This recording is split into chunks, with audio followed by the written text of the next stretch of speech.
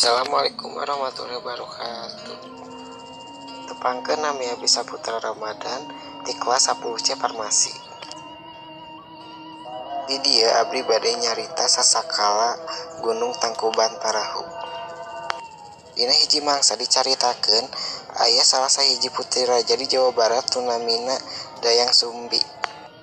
Dayang Sumbi boga anak nu kacida kasepna namina Sangkuriang.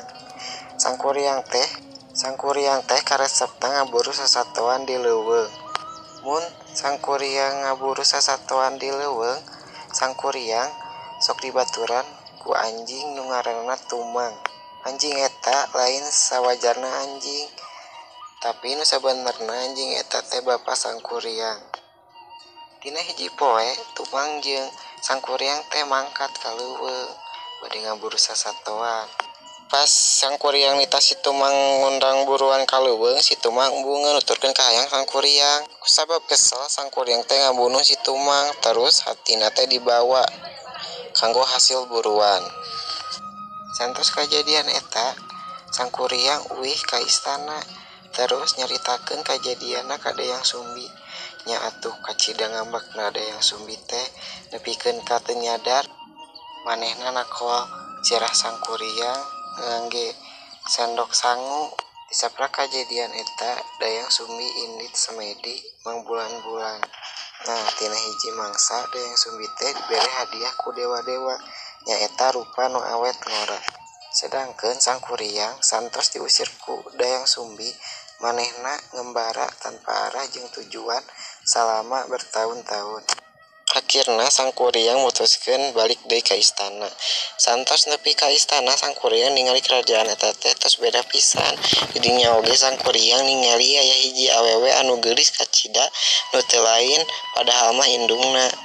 Ningali tina kageulisanana, akhirna Sangkuriang niat rek ngalamarna. Sabalik oge Sangkuriang teh sosok jalmi anu kasep, nu matak nyieun Dayang Sumbi oge resepkeun ka pamuda eta teh. Dina hiji poe Sangkuriang caritana arek pamit menta izin rek ngaburu di leuweung. Sangkuriang menta Dayang Sumbi tali anu ditalian dina sirahna.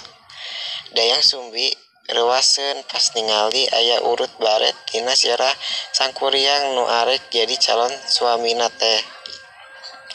Urut baret eta persis pisan kos anakna nu tos ngarantau baheula. Dayang Sumbi memperhatikeun terus, dipikir-pikir beungeutna oge mirip pisan jeung anakna nu mangkat harita. Dayang Sumbi mulai curiga, akhirna Dayang Sumbi niat rek ngagagalkeun perkawinan eta. Dayang Sumbi teras ngajukeun 2 syarat ka pemuda eta, nyaeta kahiji Dayang Sumbi hoyong pemuda eta teh ngabendung Cai Citarum, kaduana Dayang Sumbi hoyong hiji sampan parahu nu gede pikeun nyebrang Cai Citarum. Kadua syarat eta kudu tos dilakukeun sataacan panon poe mulai bijil. Nah, dina peuting eta keneh Sangkuriang mulai ngalakukeun 2 syarat eta. Sangkuriang mulai tanpa jeung ngarahkeun makhluk-makhluk gaib pikeun ngabantuan ngawujudkeun eta. Di kajauhan Dayang Sumbi ningalikeun pagawean Sangkuriang nu hampir beres. Terus manehna marentahkeun pasukanana pikeun ngabentangkeun laun sutran warna beureum ti sabelah kota timur.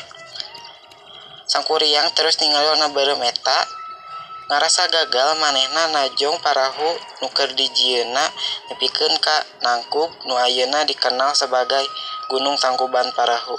Sakitu ti Abi, wassalamualaikum warahmatullahi wabarakatuh.